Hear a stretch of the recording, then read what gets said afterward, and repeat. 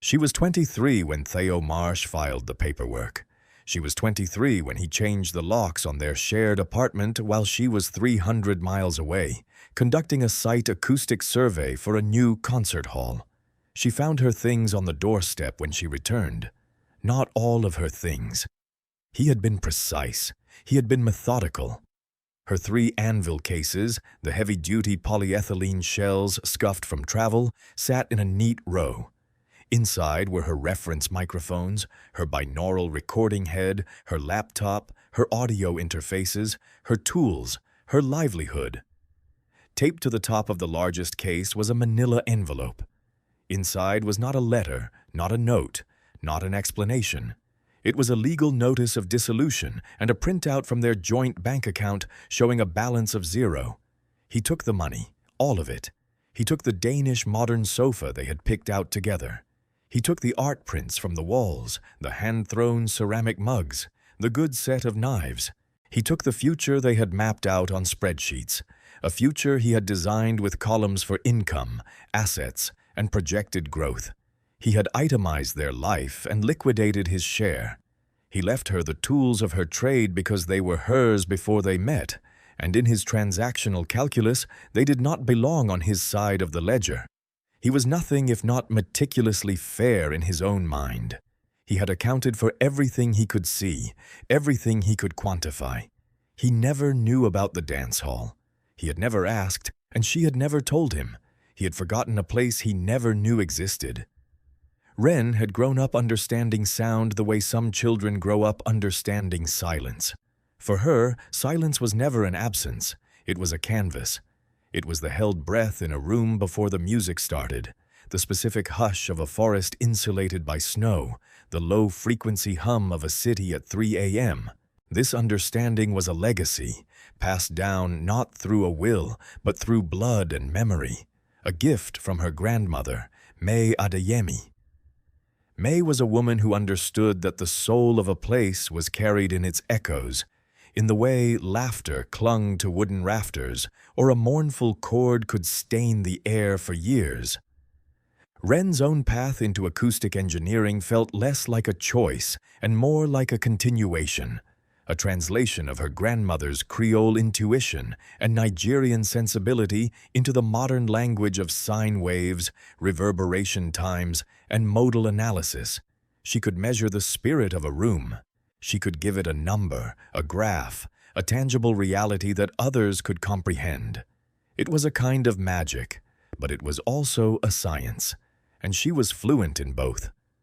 Her grandmother, May, had been the heart of a small Louisiana town that existed just off the main highway, a place held together by cypress roots and shared history.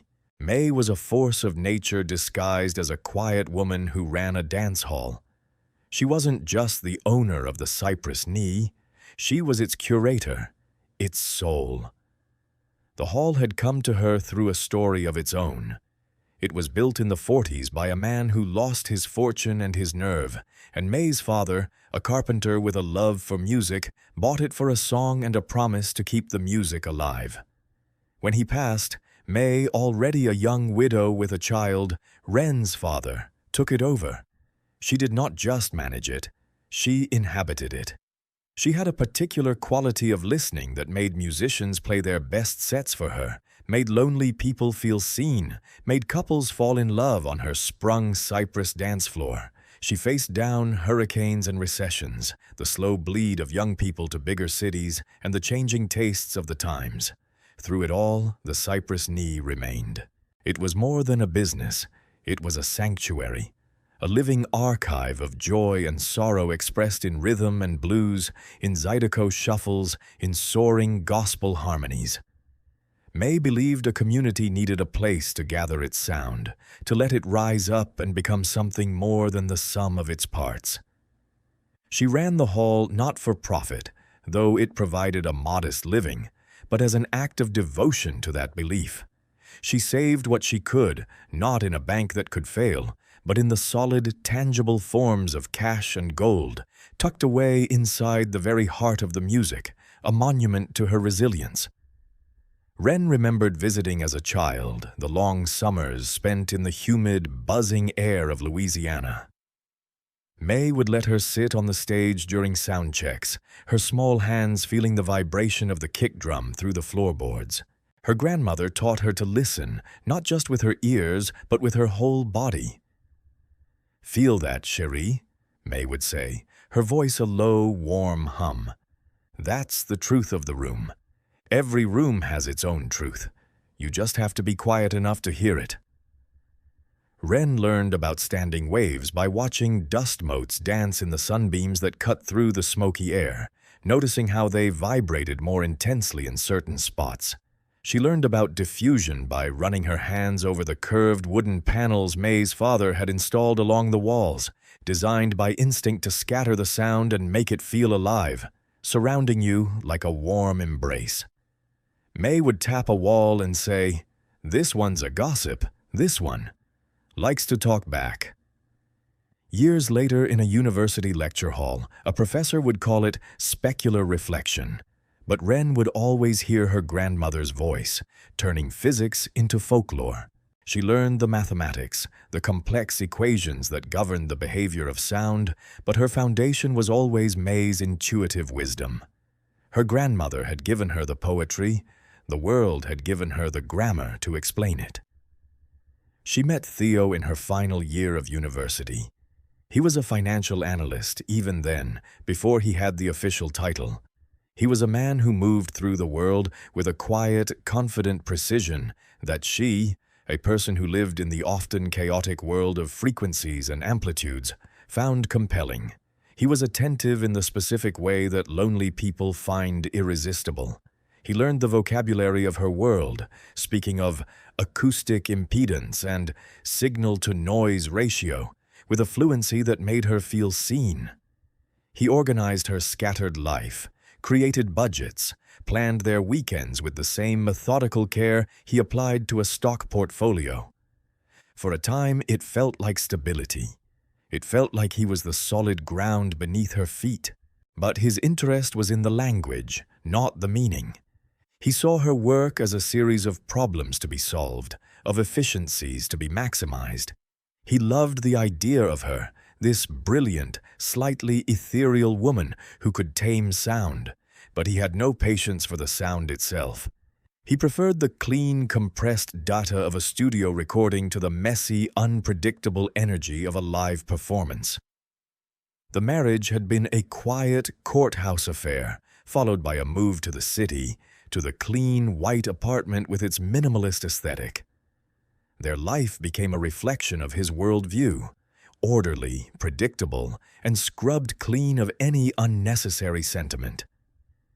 He encouraged her to take on more corporate consulting jobs, designing the acoustics for sterile boardrooms and hushed offices, and less of the work she loved, helping small, independent venues and recording studios.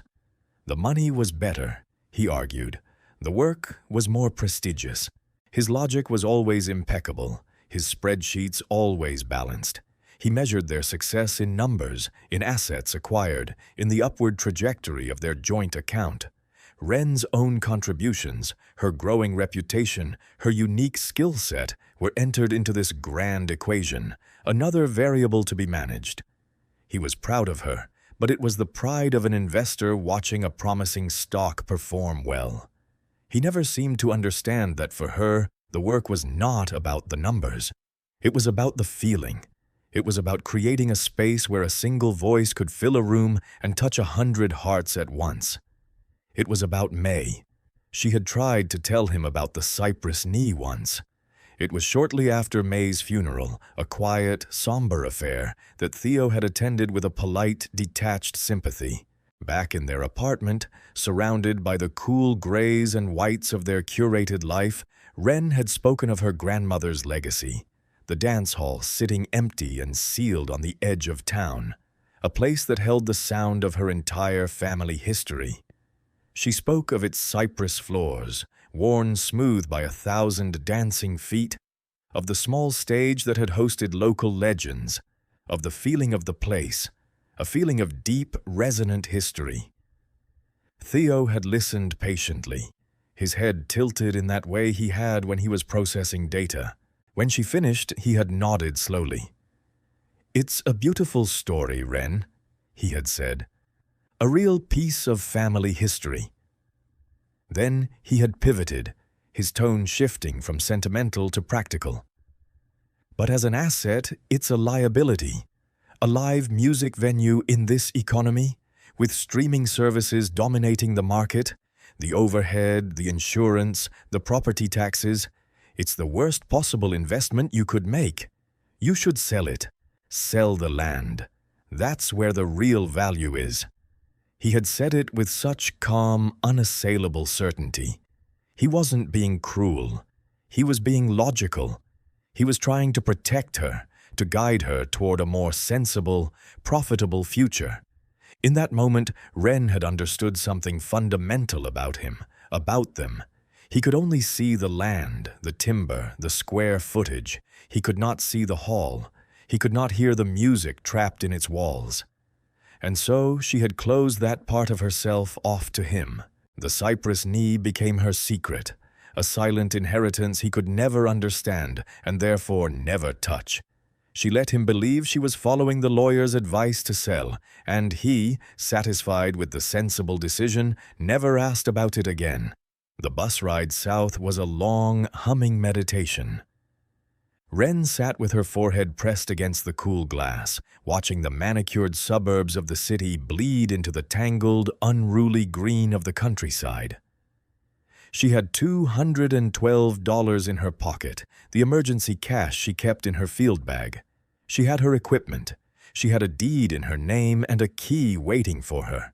The world that she and Theo had built, a world of clean lines and predictable returns, had been dismantled in a single afternoon.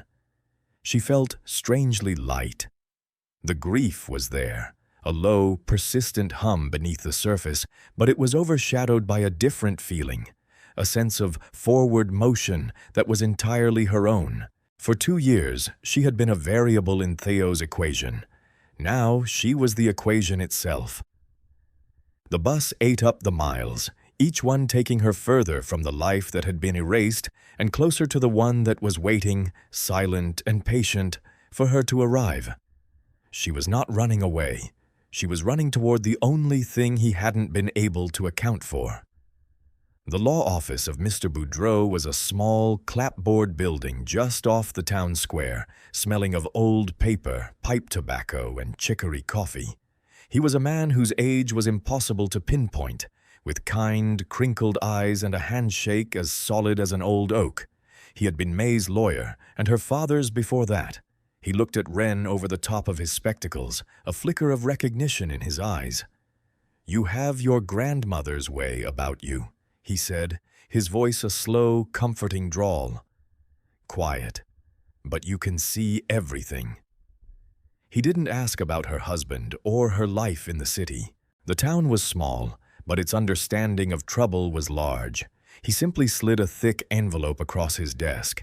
Inside was the deed, officially transferred into her name, and a single, heavy brass key attached to a worn leather fob. "Your grandmother wanted you to have this," he said. "She always said you were the only one who could hear what the old place was trying to say." He gave her a small, sad smile. "It's been locked up since she passed. The town misses her. It misses the music." He stood and walked her to the door, placing a fatherly hand on her shoulder. "If you need anything, Ren, you call.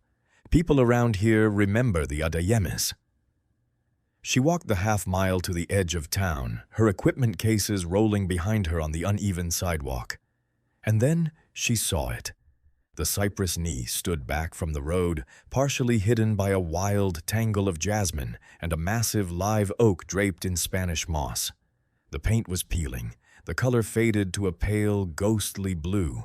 The windows were boarded over, and a thick chain was wrapped around the front door handles, secured with a heavy padlock. It looked smaller than she remembered and more tired. A forgotten building at the end of a forgotten road. But as she stood there, key in hand, she could see past the decay. She could see the solid lines of the roof, the strong cypress clapboard. the deep porch that seemed to welcome you even in its state of neglect. It had what her grandfather, the carpenter, would have called good bones. It was a place built to last. It had waited.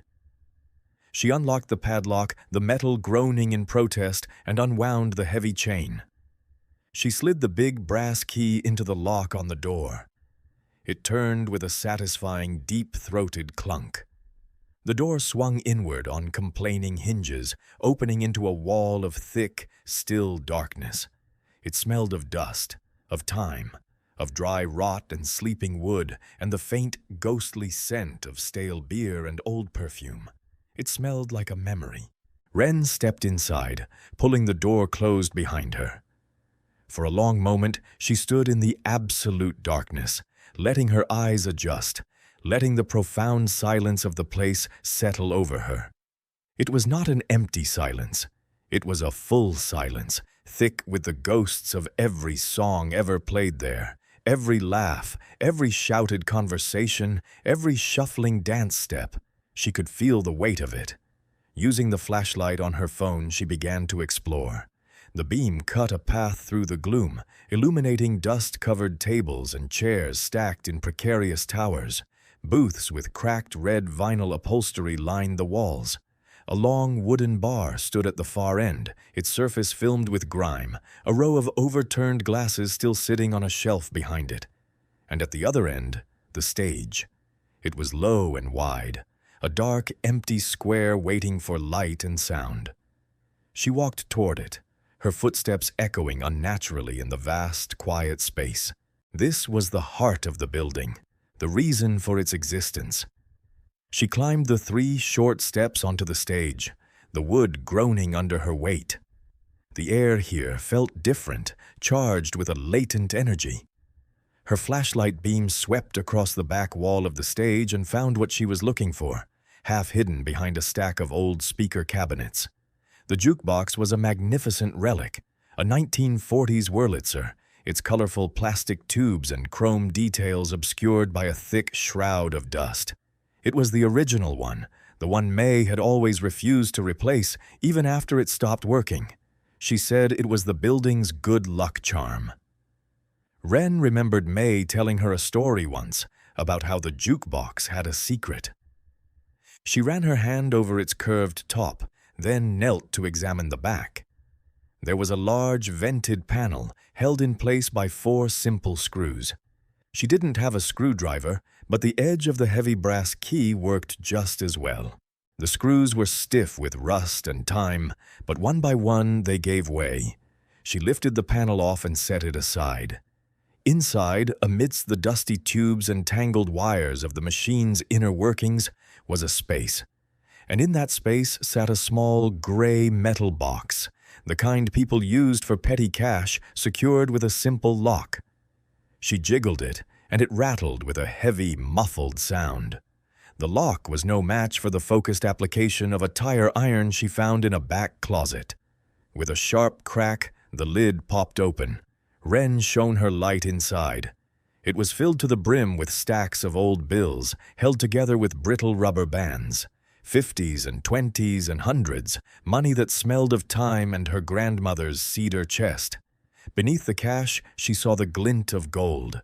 Dozens of gold coins, American eagles and Krugerrands, nestled in soft velvet cloth. It was a dragon's hoard, a secret treasure saved over a lifetime of hard work and quiet frugality. And on top of it all, lying like a benediction, was a single folded piece of paper. It wasn't paper, it was old sheet music, the staff lines faded, the notes almost illegible. She picked it up, her fingers trembling slightly, and unfolded it.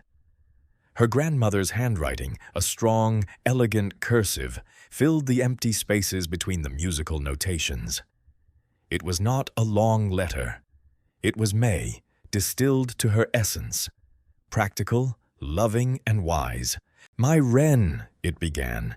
"If you are reading this, it means I am gone, and you have come home. I hope you did not need to come home for a sad reason, but I know life is not always kind. This world can be loud with the wrong kind of noise, and it can make you forget the sound of your own heart. I saved this for you. Not the money. The money is just a tool. It is for fixing the roof and paying the taxes. It is enough to begin again. No, I saved the quiet for you. I saved this place for you. It knows you. It has been waiting for you to come and make your own music. The roofer in town is named Gidry. His father worked for my father. He is an honest man. The rest, you will know what to do. You have good bones, just like this old hall, and you know how to listen. That is all that ever really matters. Love, May. Wren sat on the edge of the dusty stage, the letter in one hand and her phone in the other, its light illuminating the treasure box and her grandmother's words. The tears came then, hot and silent. They were not tears of grief for Theo, or for the life she had lost. They were tears of profound, aching gratitude, of recognition. Theo had seen her as a set of valuable skills, an asset. Her grandmother had seen her. All this time, through all the spreadsheets and the sensible advice, this place, this legacy, had been waiting for her. May had left her not just a building and some money. She had left her a map back to herself. She carefully folded the letter and placed it in her pocket. Then, methodically, she began to count the money. Stacks of cash, old and soft to the touch. The gold coins, heavy and real in her palm. It was just as May had said. It was more than enough.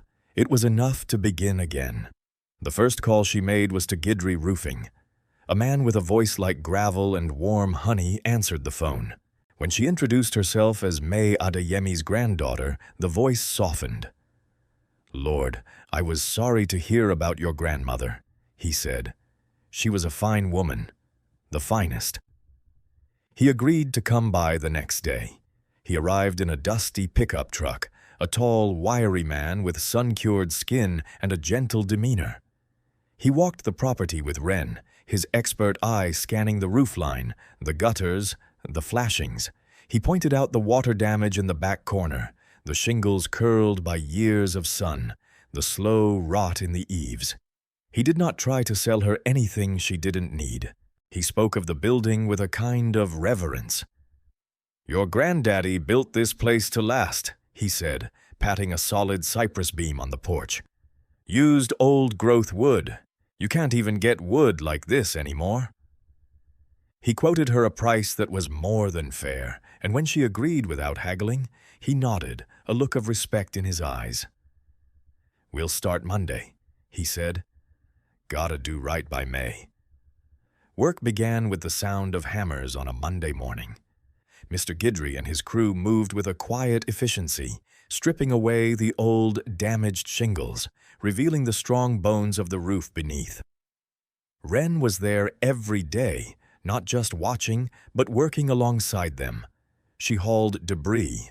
She learned how to lay tar paper. She helped hoist the new architectural shingles that would protect the hall for another 50 years. Her work was not a necessity. Gidry had a full crew, but a choice. She wanted to feel the restoration in her own muscles, to have the dust of it under her fingernails. She brought her professional knowledge to the project, too. When it came time to insulate the attic space, she didn't just choose standard fiberglass.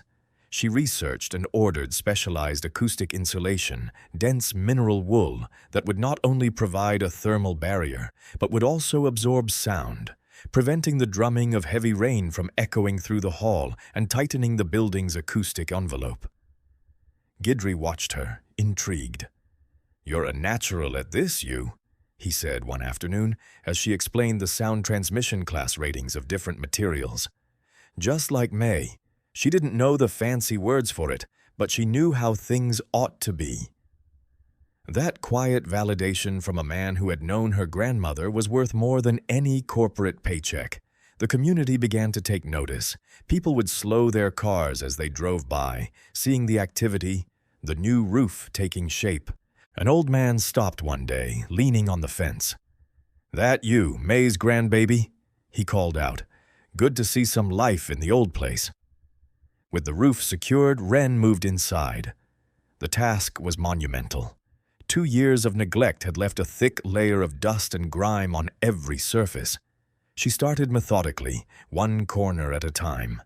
She rented a commercial floor sander and, over the course of a week, stripped the old, scarred cypress floorboards back to their raw, pale beauty. The grain of the wood emerged, intricate patterns of light and dark, a testament to the ancient trees from which they were milled. She spent hours on her hands and knees, applying coats of tung oil, rubbing it deep into the wood until it glowed with a warm, amber light. The sprung dance floor, designed to have a slight give under the weight of dancers, felt alive again beneath her feet. She tackled the booths next, ripping away the cracked and faded red vinyl. She found a local upholsterer, an elderly woman named Mrs. Thibodeau, who had done work for May years ago. Together, they chose a deep, resilient green fabric. Wren learned to stretch and staple, to fold the corners with a neat precision, transforming the tired old booths into inviting, comfortable alcoves. She scrubbed the long bar until the dark wood shone, polished the brass footrail, and cleaned every last one of the dusty glasses, lining them up on the shelves, ready for use. Every day was filled with the rhythm of physical labor. Her body, accustomed to the relative stillness of acoustic surveys and computer modeling, ached in new and satisfying ways. She felt herself growing stronger, her focus narrowing to the task at hand. The scraping of old paint, the sanding of a rough edge, the clean scent of lemon oil and sawdust. She was not just cleaning a building, she was excavating a history, her own. With each layer of dust she removed, she felt closer to her grandmother, to the generations of people who had filled this hall with their lives. She found treasures along the way, a faded ticket stub tucked into the seam of a booth, a woman's lone earring under the stage, a book of matches from a long-closed local diner. Each object was a small, quiet story. The most significant discovery was the old, upright piano sitting in the corner of the stage. It was horribly out of tune, a few of its keys stuck, its finish clouded with age.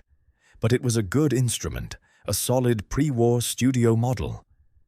She spent 2 weeks working on it, carefully cleaning the soundboard, tightening the action, replacing the felt on the hammers.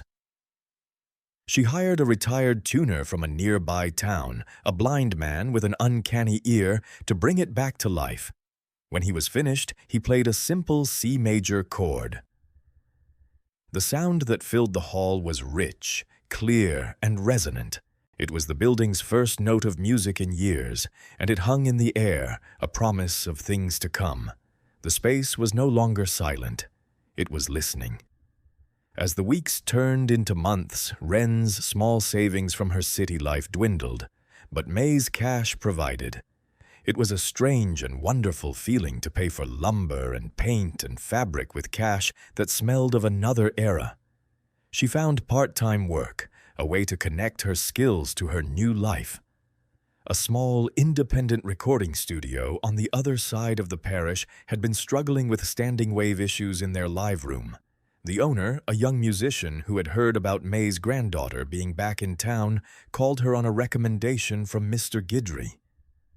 Wren spent 2 days at the studio, taking measurements, running calculations, and building a set of custom bass traps and diffusers from simple, inexpensive materials. She transformed the room, the owner was ecstatic, and the word of her expertise began to spread. She took on other small jobs, consulting for a local church on their new sound system, helping a high school band director treat their practice room. The work was intermittent, but it was meaningful. She was using her science in service of the music her grandmother had loved, becoming a part of the local artistic ecosystem. Her personal project, her true work, remained the Cypress Knee.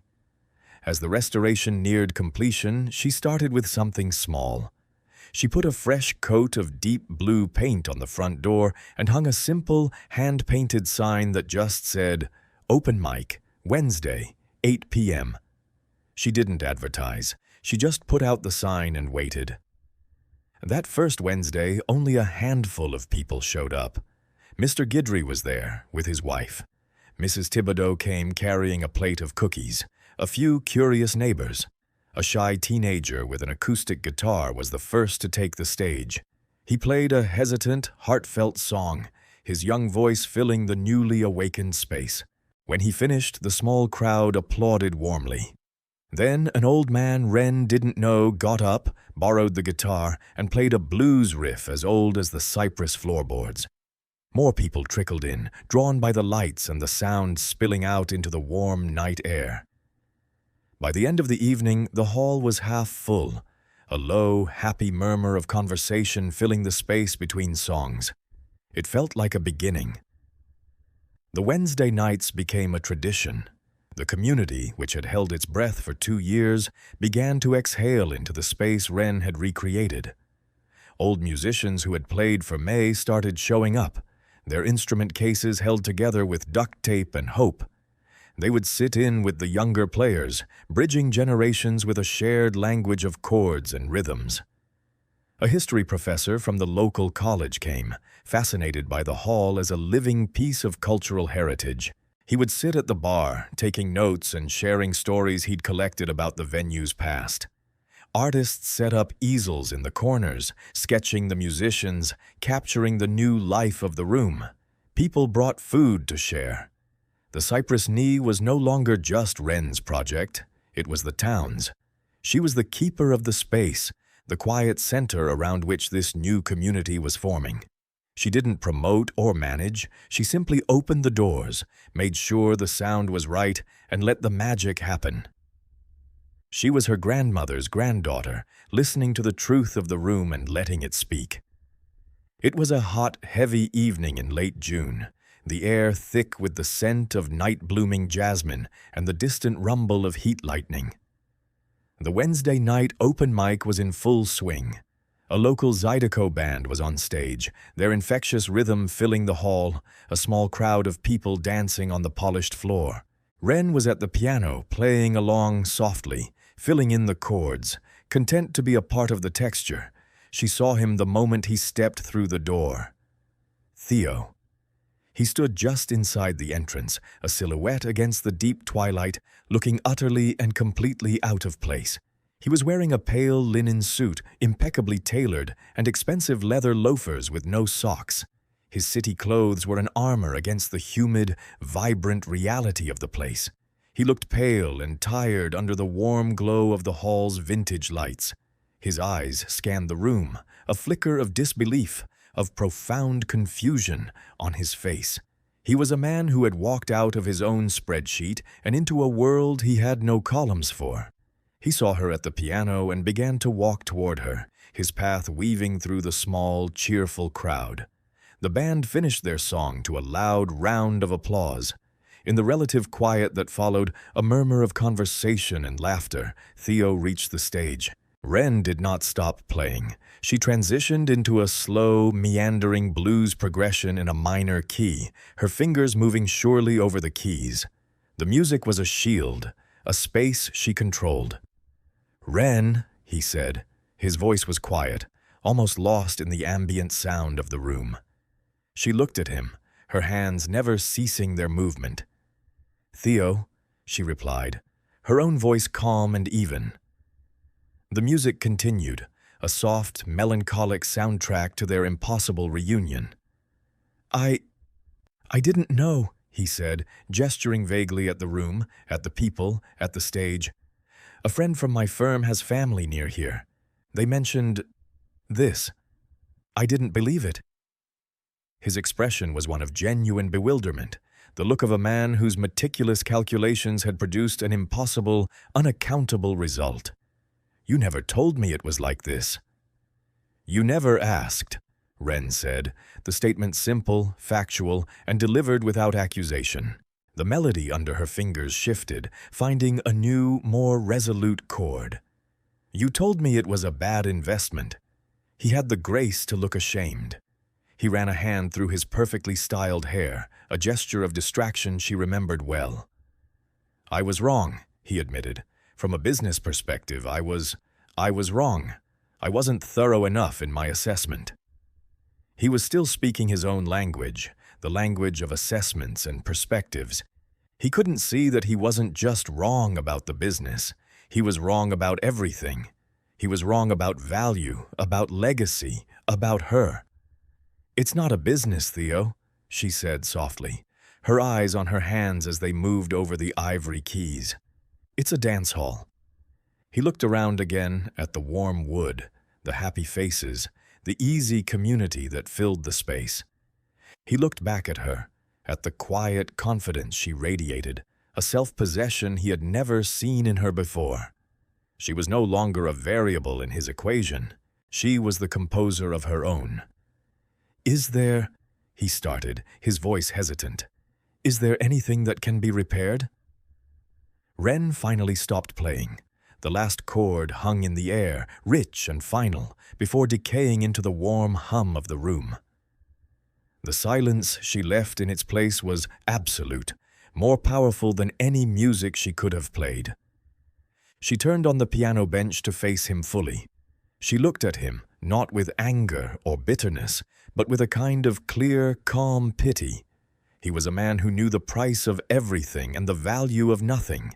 He had walked away from a treasure he was incapable of seeing. He had audited their life and missed the most important asset. "No," she said. The word was gentle, but it was as solid and unmovable as the old-growth cypress beams above their heads. "No, there isn't." Theo held her gaze for a long moment, and in his eyes she saw the slow, dawning understanding of a man finally reading the bottom line of a devastating loss. He gave a single, sharp nod of acceptance. He didn't argue, he didn't plead. He simply turned and walked away, out of the light and the music of the hall and back into the silent, orderly world he had chosen. That night, after the last musician had packed up their gear, after the last guest had drifted out into the cricket-loud darkness, Wren locked the front door. But she did not leave. The hall was quiet again, but it was a different kind of quiet now. It was the satisfied silence of a room that had been filled with life, a resonant hum that lingered in the wood and the air. She walked back to the stage, the heels of her boots making a soft, solitary rhythm on the floor she had brought back to life. She sat at the piano, her piano, and for a long time she just looked out at the empty room. She thought of May, whose faith in her had been a quiet, steady light she hadn't even known was guiding her. She thought of Theo, a ghost from a life that felt like it belonged to someone else, his worldview so small, so limited to the things he could count. He had tried to empty her life, to take everything of quantifiable value, leaving her with what he thought was nothing. But he had missed the point entirely. He had no way to measure the worth of a grandmother's love, no column in his spreadsheet for the value of resilience, no metric for the deep, soul-settling peace of finding your own true sound in a room that was built for you. She placed her hands on the keys and began to play. Not for a crowd, not for anyone else, but for herself and for the ghosts, the good ghosts who kept her company. A simple melody at first, then something more complex, a sound that was both sorrowful and soaring. The music filled the hall, her hall, the notes bouncing off the diffusive panels, swirling in the warm air, soaking into the century-old wood. It was the sound of a woman who had been left with nothing and had found she had inherited everything. The music swelled, a powerful, clear-voiced chord that was the truth of the room and the truth of her. Theo Marsh had taken everything he could count. He had taken the furniture, the savings, the documented pieces of their shared life. He had left behind the only thing that mattered. He forgot the sealed dance hall her grandmother left. It was the best thing he ever forgot.